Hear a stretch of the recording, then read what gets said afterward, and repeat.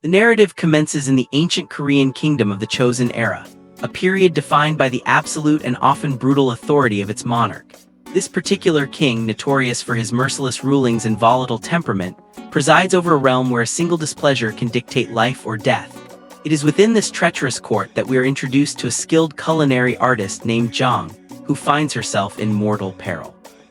Having been apprehended and dragged before the sovereign, she is accused of a grave crime, preparing a meal that offended the royal palate, described by the king as having spoiled the taste of my mouth.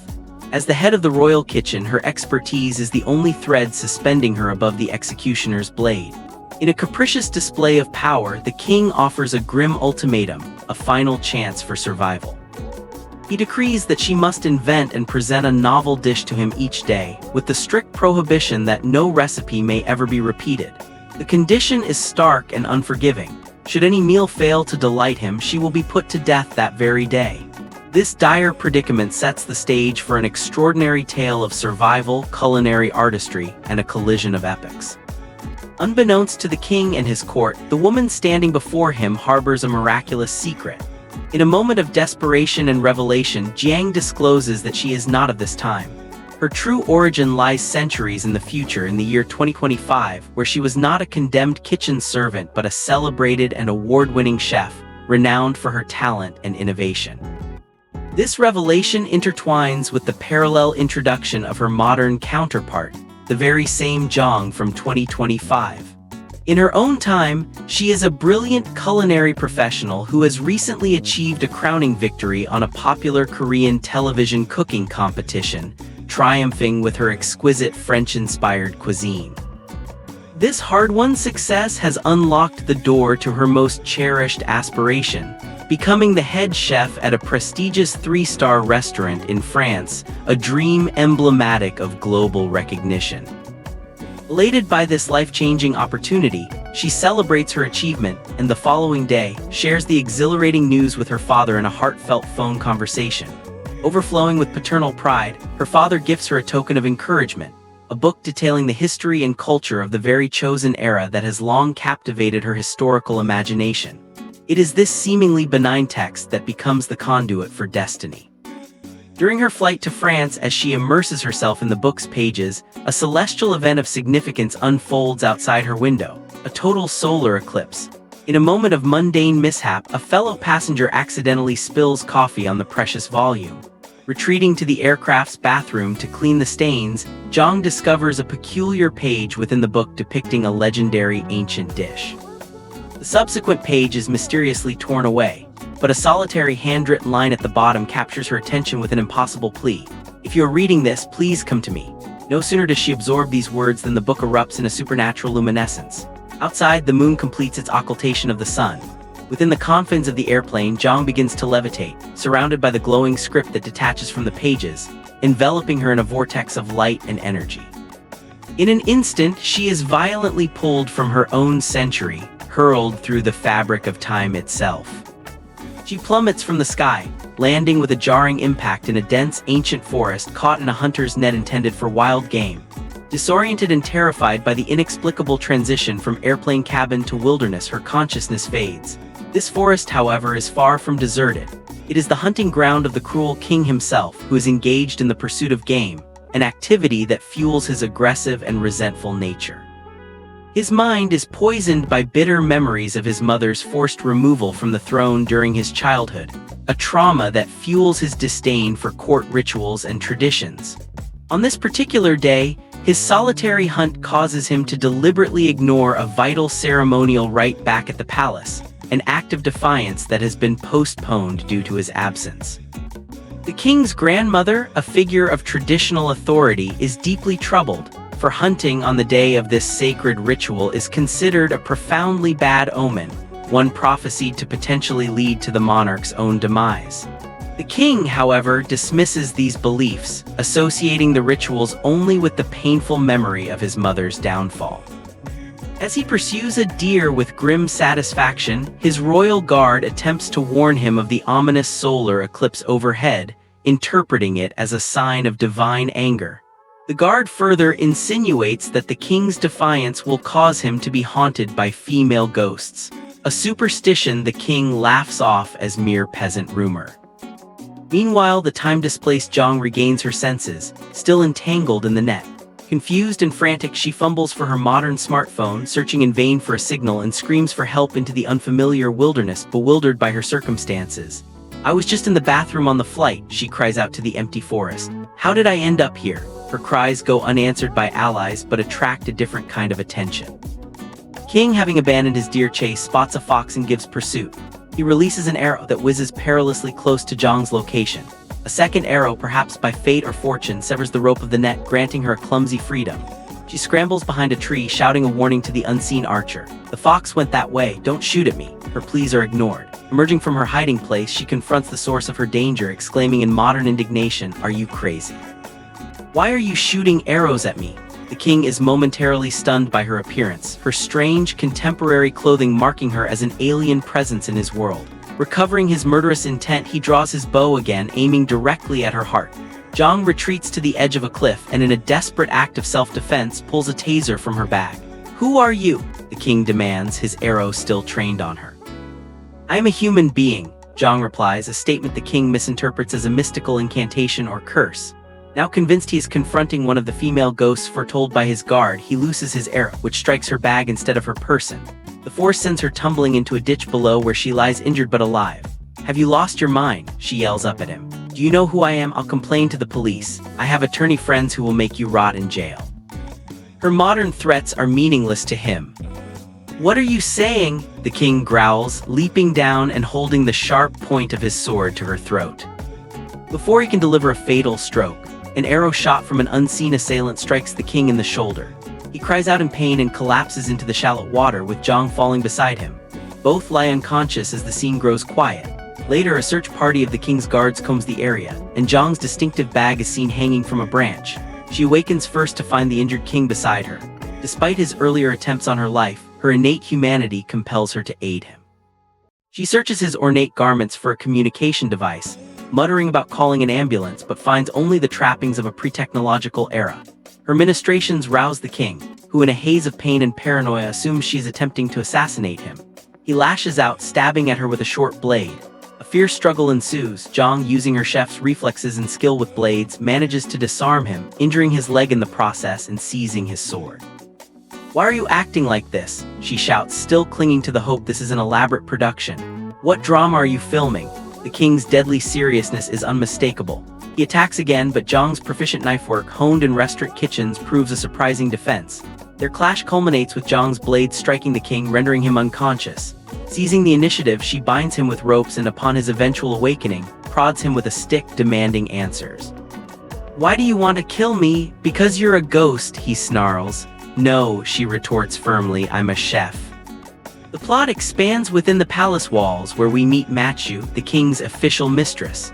Her personal slave brings her the worrying news of the king's prolonged absence from the forest as darkness falls. The stalled rituals, known as Mokju rites, compound the tense atmosphere. Matchu's own background is revealed to be one of profound hardship and violence. Sold by her own mother, who operated a brothel, to a wealthy man for a pittance, Matchu's rage led her to murder the man, resulting in her imprisonment. Her fate changed when a mysterious and powerful figure named Jason visited her cell. Expecting another client, she was instead presented with a proposition. Jason, a bitter enemy of the king, would secure her freedom if she would become his agent within the palace. Her task: seduce the king, win his trust, and await an opportunity to assassinate him. Thus, Matchu's affection is a calculated performance, and her current worry stems from fear that Jason may have moved against the king prematurely in the forest, jeopardizing her carefully laid plans. Back in the forest hut, the injured king complains of thirst, attempting to assert his authority. "Do you know the punishment for keeping the king thirsty?" he threatens, indicating his royal tattoos as proof of identity. Jong scoffs at this, retorting that such tattoos are commonplace in her time and prove nothing. Seeking shelter, she drags him to an abandoned dwelling she discovers. The king claims it as his own hunting lodge. Inside, as Jong attempts to make sense of her situation, she recounts a historical tale she remembers about a cruel monarch who oppressed the poor, unwittingly narrating the king's own reign. "You're telling my story," he states ominously. Zhang, not yet fully believing the reality of her predicament, insists it is merely an old legend. She secures him and dons dry clothes found hanging on a line, only to be attacked by a young girl named Gil, who accuses her of theft. Zhang explains her innocence and in her confusion asks for her location. "This is the chosen era," Gil states plainly. Zhang dismisses this as immersive role-playing for a historical drama. She enlists Gil's help to find her lost bag, citing her phone inside, but Gil refuses, citing hunger. Recognizing their shared need, Zhang's chef instincts take over. She scavenges eggs and other rudimentary ingredients and prepares a meal. Her culinary skill transforms the simple fare into something extraordinary. She brings a portion to the bound king, who suspects poison. He forces her to taste it first. Upon eating, both the king and Gil react with shock to the intense spices, commonplace to a modern palate but overwhelming to theirs. They accuse her of poisoning them with chili, though she used none. Yet, driven by hunger, they consume the meal. As he eats, the king is involuntarily transported by the flavors to memories of his mother, who fed him with genuine love, a stark contrast to his present existence. Zhang and Gil prepare to venture out to find the bag. Gil, observing Zhang cover the king with a blanket, remarks, "Your husband is so lucky, you take such good care of him." "He's not my husband," Zhang protests. Unbeknownst to them, the king is feigning sleep. Soon after they leave, his soldiers locate the lodge and rescue him. Furious and humiliated, the king orders the two witches killed and commands the hut be set ablaze.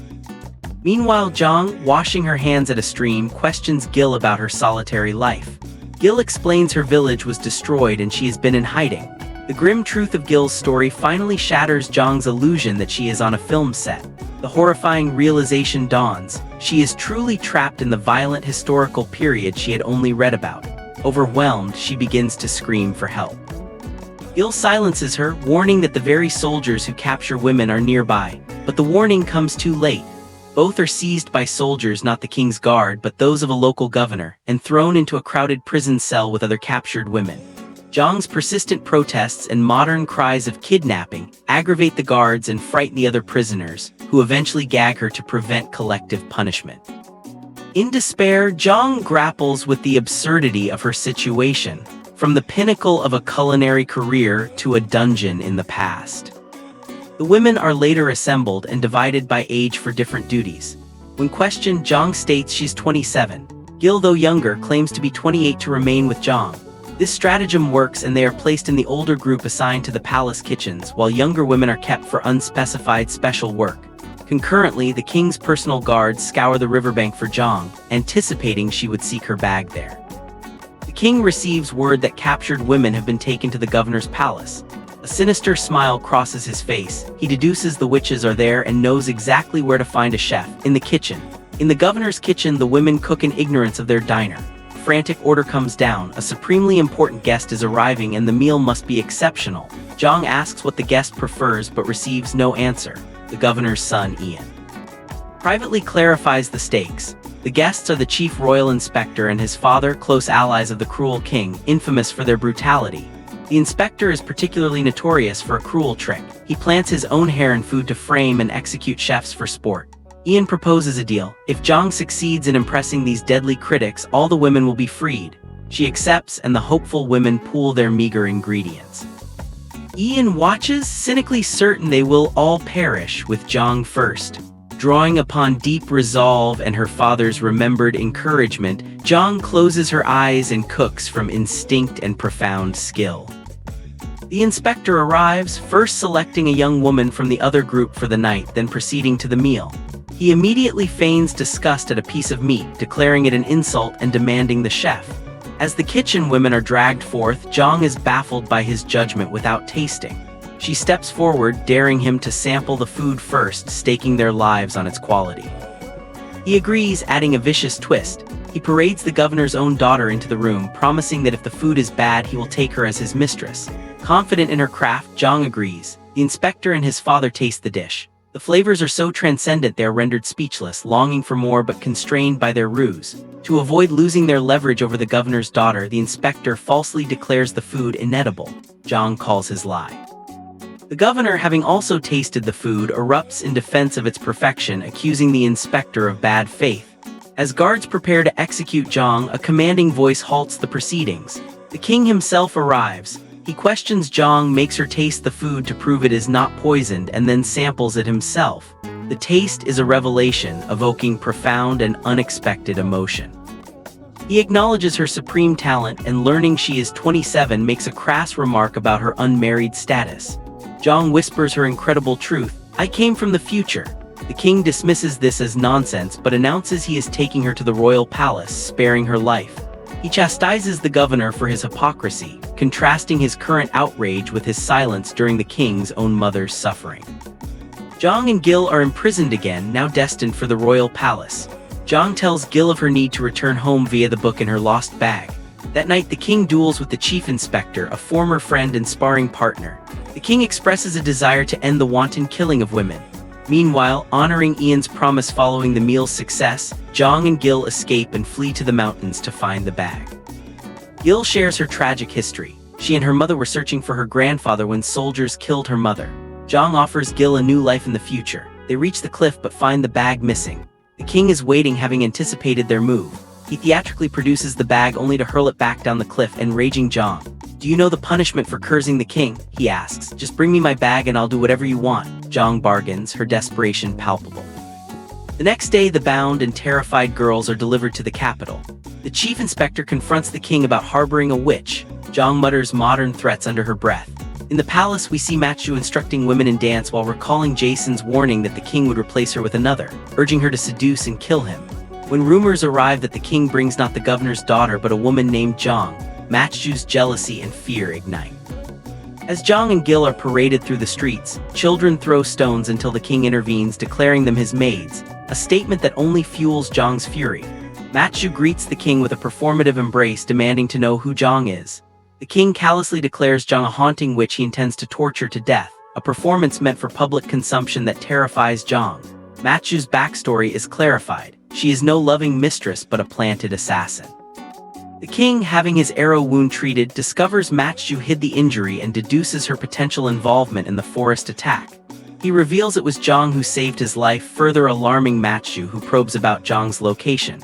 The king has Zhang placed in a highly secure prison. There, Zhang rails against his ingratitude, while Gil, treated well with a bath and new clothes, believes the king has a good heart.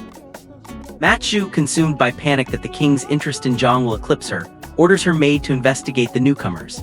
In the royal kitchen, chefs Bong and Soup gossip about the witches just as Lady Kim, the head of royal sustenance, arrives with the day's menu. She informs the king's grandmother of the new arrivals. Matchu, seeking an ally, goes to the grandmother and maliciously suggests Zhang was behind the king's forest attack, claiming the king is hiding this fact. Manipulated, the grandmother declares a royal cooking competition. If Zhang fails, her hands will be chopped off. Meanwhile, Zhang and Gil are moved from the dungeon to a warm room and given official kitchen attire. The kitchen staff, hostile and sexist, refuse to cooperate until Zhang asserts her authority as the king's appointed head, invoking his fearsome reputation to compel obedience. Lady Kim summons Zhang before the grandmother and Matchu, where the competition and its grisly penalty are formally declared. Zhang understands Matchu's machinations instantly. The king, informed of the plot, confronts his grandmother. He insists that as his personal chef, Zhang is under his protection, but if a competition must proceed, the penalty must be symmetrical. The loser, whether Zhang or the senior chef, will lose their hands. Tools for amputation are brought forth. Touching her own hands, the instruments of her life's passion, Zhang is gripped by fear but fortified by memory of her father. She resolves to win. The king watches, his own thoughts echoing a challenge. If she truly is from the future, let her prove it now through her transcendent art.